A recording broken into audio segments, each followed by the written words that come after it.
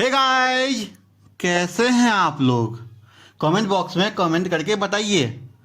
I am Akash Raj. Welcome back to our channel Akash Raj creations. I am presenting second part of chapter 1 of this series, The Indian Economy. I hope you will get benefited from this video and after that my work, time and effort would be get successful. Channel को subscribe कर देना, video को share करना, समझ गए ना? This video is second part of chapter 1, Output of an Economy, in which topic covered is named as GDP as a measure of growth. Okay. GDP किसी economy के लिए कैसे इंपॉर्टेंस रखता है वो इस हम लोग वीडियो में देखेंगे। कमेंट बॉक्स में आप अपने क्यूरीज को सेंड करें, अपने फीडबैक को दें, वीडियो को शेयर करते रहें। ओके, तो आप देर किस बात की, आते हैं अब हम लोग अपने टॉपिक पे। तो आइए स्टार्ट करते हैं अपने प्यारे से चैप्टर को। Let's begin. अब प्रश्न ये आता है हम लोग के सामने कि कोई भी कंट्री या इकोनॉमी ऐसा कौन सा मेजर चूज करेंगे जिससे वो अपने इकोनॉमी के ग्रोथ को मेजर कर सके। Okay, India, US and the most other economies have switch over to GDP for measuring growth of their respective economy. तो अपनी इकोनॉमी को मेजर करने के लिए वो जीडीपी पे स्विच कर चुके हैं। Okay, monetary value of goods and services को हम लोग दो तरीके से देख सकते हैं। पहला है फैक्टर कॉस्ट, वो हम लोग उसको income for the factor of production भी बोल सकते हैं। एंड सेकेंड है आपका market price. Okay, the market price is the price paid for a good और service in the market. Market में जो प्राइस पे किया जाता है गुड्स एंड सर्विसेज के लिए वो आपका क्या है, मार्केट प्राइस है। Let us discuss the differences between the factor cost and the market prices. दोनों के difference को हम लोग देखेंगे। We all know that the government levies taxes for doing public expenditure and also gives subsidy to support the weaker industrial sector, okay, of the economy on different goods and services before they reach the market. Market के पहुंचने से पहले उस पर tax Levi कर दिया जाता है एंड सब्सिडी उसको गवर्नमेंट ग्रांट करता है। Okay, in India, excise duty is payable on manufacturing of goods and similarly, service tax is payable on services provided. Now, one thing you should know that now GST is levied in the place of earlier excise duty and service tax. GST जो है सो आप India में applicable हो चुका है, पहले excise duty and service tax Levi किया जाता था। ओके, अब बात ये आता है कि मार्केट प्राइस कैसे गेन होगा, ऑब्टेन होगा। ओके, तो इसको ऑब्टेन करने के लिए फैक्टर कॉस्ट में हम लोग इनडायरेक्ट इसको ऐड कर देंगे एंड सब्सिडी को डिडक्ट कर देंगे, तो हमें क्या गेन होगा, मार्केट प्राइस। ओके, इसका एक सेकेंड मेथड भी है कि फैक्टर कॉस्ट को नेट टैक्सेज में है। नेट टैक्सेज है कि आपका वही है कि आपको इनडायरेक्ट टैक्स माइनस सब्सिडी जो है आपका नेट टैक्सेज है, इसको ऐड करने पर आपको जो गेन होगा वो मार्केट प्राइस है। देखिए, सब्सिडी क्या होता है कि आपको जो गवर्नमेंट देता है तो उससे प्राइस क्या होता है कि वो आपको कम जाता है, तो वो actual cost of production show नहीं करता है, तो उसको हम लोग क्या करेंगे, डिडक्ट कर देंगे। इनडायरेक्ट टैक्स जो लिवाई किया जाता है गवर्नमेंट द्वारा, जो चार्ज किया जाता है, उससे प्राइस क्या होगा, इन्फ्लेट कर जाता है, तो एक्चुअल कॉस्ट ऑफ प्रोडक्शन वो भी शो नहीं करता। ओके, तो इसको एडजस्टमेंट किया जाता है हमें मार्केट प्राइस में लेने के लिए या फैक्टर कॉस्ट में लेने के लिए। Now the question we have that in the monetary value whether factor cost और market price should be taken. Okay, actually the output measured as a market price can be increased by increasing tax in an economy. देखिए, output जो major करते हैं वो कैसे increase करेगा, जरूरी नहीं है कि प्रोडक्शन इंक्रीज किया हो। अगर उसको टैक्स लिवाई कर दिया गया, अगर टैक्स इंक्रीज किया गया तो आपको आउटपुट भी अधिक रिफ्लेक्ट करेगा कि इंक्रीज कर गया, लेकिन इसका मतलब ये नहीं कि वो आपको टैक्स लगाने से इंक्रीज किया तो वो आपको प्रोडक्शन भी इंक्रीज कर गया, नहीं, ऐसा नहीं है। ठीक है, तो यही बोलना चाह रहा है कि ये टैक्स लगाने से जो गुड्स एंड सर्विस जो आपको लगता है कि इंक्रीज कर गया, इन्फ्लेट कर गया, वो एक्चुअल में प्रोडक्शन इंक्रीज उसका नहीं हुआ है। पुट ऑफ एन इकोनॉमी आपको दोनों पे काम करेगा, मार्केट प्राइस पे करता है and as well as factor cost पे भी काम करता है, लेकिन for growth purpose what be considered for growth purpose factor cost. Okay, factor cost में क्या है कि ट्रू वैल्यू आपको निकल के सामने आता है। मार्केट प्राइस में क्या होता है कि आपको टैक्स लिवाई कर दिया जाता है गवर्नमेंट के द्वारा, जिससे क्या होता है कि प्राइस जो है कॉस्ट ऑफ प्रोडक्शन इन्फ्लेट कर जाता है, actual cost of production reflect नहीं होता है। एंड सब्सिडी से क्या होता है कि प्राइस डाउन हो जाता है, तो वो एक्चुअल जो कॉस्ट ऑफ प्रोडक्शन था वो एक्चुअल में वो नहीं रह पाता, तो उसको एडजस्टमेंट करके हम लोग फैक्टर कॉस्ट पर कैलकुलेट करते हैं, तो वही आपको सही ग्रोथ आपको रिफ्लेक्ट करेगा इकोनॉमी का। ओके, मार्केट प्राइस आपको एक्चुअल ग्रोथ रिफ्लेक्ट नहीं करेगा। This means that increased value in production of goods and services in an economy is captured as factor cost. समझ में आया? Eight factor cost not at market price and not tax burden on an economy is the difference between output at market price and at the factor cost. जो factor cost और market price पर जो difference आता है वही तो है कि ये टैक्स बर्डन जो इकोनॉमी पे इम्पैक्ट होता है वो हम लोग को डिफरेंस निकल के आता है, ठीक है। Which is useful for cross country comparisons. जो दो कंट्री में कंपेरिजन किया जाता है कि कौन से कंट्री पे अधिक टैक्स बर्डन लिवाई हो रहा है, चार्ज हो रहा है, तो वो हम लोग इस दोनों डिफरेंस से पता कर पाते हैं। ओके, अब सेकेंड क्वेश्चन ये आ रहा है, can output at market price and factor cost can be same. तो क्या आंसर होगा इसका? हाँ, ये हो सकता है, लेकिन सिर्फ एक्सेप्शनल सर्कमस्टांसेज में, जहाँ पे आपका सब्सिडी जो है एंड टैक्स जो है लिवाई होता है गवर्नमेंट के द्वारा, वो दोनों इक्वल हो जाएगा। तो ये दोनों इक्वल होगा तो क्या होगा कि रियल जो फिगर आएगा वो जीरो हो जाएगा, नील हो जाएगा। तो इस केस में आपको दोनों आपको सेम हो सकता है, लेकिन ये कॉन्सेप्ट जो है आपको एकेडमिक पर्पस के लिए वर्क में आएगा। अगर हम लोग बात करके चल रहे हैं मॉनेटरी वैल्यू का आइदर एट मार्केट प्राइसेज और eight factor cost, the concept of inflation become important है। ओके, सिंपल टर्म में इन्फ्लेशन इज इंक्रीजिंग प्राइसेज। जब इन्फ्लेशन होता है इकोनॉमी में तो सभी कुछ का प्राइस क्या होता है, कमोडिटी का इंक्रीज करता है। And during inflation times it tend to inflate the value of nominal terms. Suppose मान के चलते हैं इन्फ्लेशन इज ए 10%। इसका क्या मतलब हुआ कि जो भी प्राइस होगा वो आपको 10% से हाइक करेगा, इंक्रीज करेगा। And it is to say that factor cost is also increasing. Factor cost भी आपका इंक्रीज करेगा, which would increase the output. वो आउटपुट को इंक्रीज करेगा even though there is no physical increase in the production of goods and services. बात समझ रहे हैं कि कोई फिजिकल इंक्रीज नहीं हुआ है, फिर भी आपको आउटपुट जो है इंक्रीज करेगा, इन्फ्लेट करेगा, because there is inflation in economy.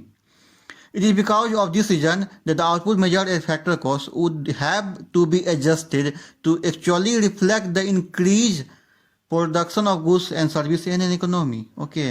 And the adjustment is a statistical exercise which is done by using the GDP deflator, and that gives them output and factor cost in terms of constant prices. तो constant prices जो होता है उस पर हम लोग को real मतलब जो जीडीपी है वो हम लोग को निकल के आता है। जीडीपी जो अगर इंक्रीज किया है तो क्या वो आउटपुट का प्रोडक्शन इंक्रीज होने से हुआ है या इन्फ्लेशन की वजह से हुआ है, ये हम लोग कैसे पता करेंगे? इससे के लिए हम लोग जीडीपी डिफ्लेटर का यूज करते हैं, जिसमें कांस्टेंट प्राइसेज पे हम लोग किसी बेस ईयर का प्राइस लेके चलते हैं, उस पर जीडीपी कैलकुलेट करके देखते हैं। जीडीपी डिफ्लेटर यूज करने के बाद हम लोग को पता चलता है जो जीडीपी का ग्रोथ हुआ है वो किस वजह से हुआ है, या तो इन्फ्लेशन की वजह से हुआ है या एक्चुअल में प्रोडक्शन आपका इंक्रीज किया हुआ है। ओके, तो इसमें कांस्टेंट प्राइसेज का हम लोग यूज करते हैं। ओके, तो ये हम लोग इसको रियल जीडीपी भी बोलते हैं, बिकॉज ये रियल ग्रोथ आपको शो करता है, रिफ्लेक्ट करता है इकोनॉमी का। अब ये कांस्टेंट प्राइस का क्या कॉन्सेप्ट है देखते हैं हम लोग। The output at constant prices refers to the output obtained after being adjusted for inflation. ध्यान दीजिएगा, जो एडजस्टमेंट किया गया है प्राइस में, ओके, आपको इन्फ्लेशन की वजह से, तो वो प्राइस को हम लोग क्या बोलते हैं, कांस्टेंट प्राइसेज बोलते हैं। टू फर्दर एक्सप्लेन, अगर हम लोग आगे देखते हैं, suppose we do not have, ठीक है, we don't have adjusted for inflation and the output growth for an year is 9%, so it is of inflation. It means that output has not increase but the price has increase without adjusting for inflation. अगर हम लोग inflation को adjust नहीं किए हैं तो increase जो हुआ आउटपुट में वो आपका उसका कोई इंपॉर्टेंस ही नहीं रह जाएगा, या बहुत कम ही इंपॉर्टेंस होगा। Okay, and actually that could be misleading, वो आपको मिसलीड करेगा, सही इकोनॉमी का ग्रोथ आपको रिफ्लेक्ट नहीं करके देगा। तो इन्फ्लेशन को हम लोग एडजस्ट करके ही चलेंगे, तभी हम लोग का इकोनॉमी का सही ग्रोथ पता चलेगा हम लोगों को। If there is adjustment for inflation, it is known as real GDP. Otherwise, it is known as nominal GDP.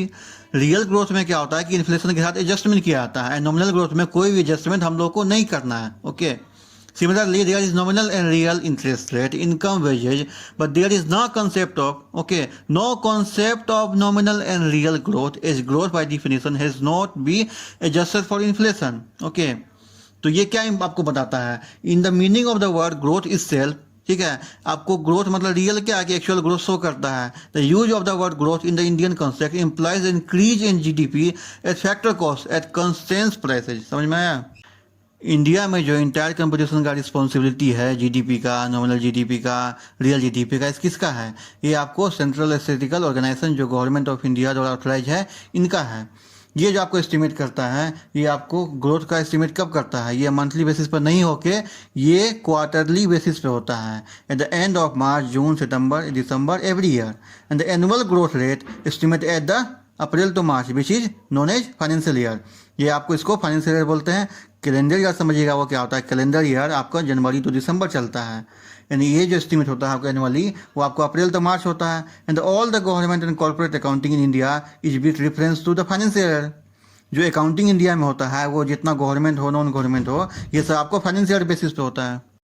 There are 3 method of computation of national income, namely पहला है output method. Okay, output method है क्या? It measures the national income by estimating the contribution of each producing enterprise to production in domestic boundary of the country in an accounting year.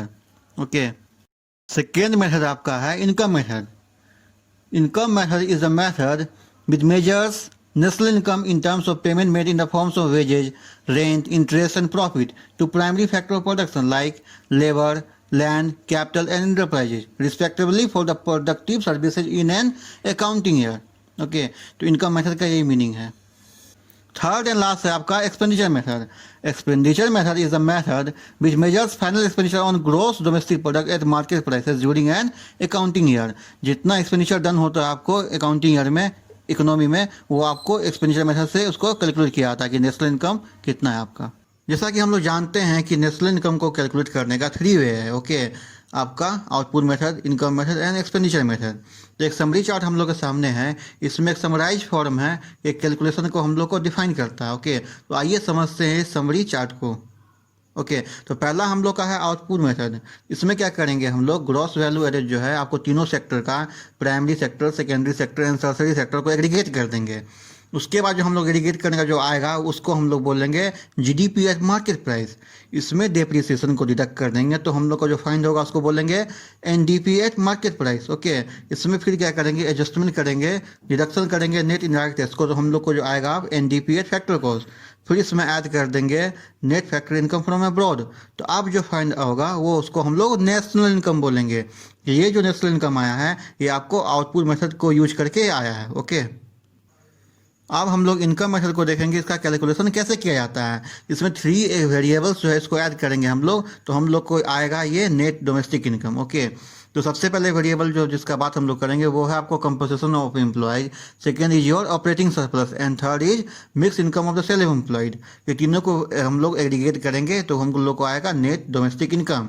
इसमें हम लोग add कर देंगे net factor income from abroad, तो हम लोग को जो आएगा वो आपको आएगा नेशनल इनकम आ जाएगा। ओके, अब हम लोग सेकेंड तो देख लिए, अब थर्ड देखते हैं आपका हम लोग का जो है एक्सपेंडिचर मेथड। इसमें क्या होगा कि हम लोग जो वेरिएबल्स है उसको ऐड करेंगे।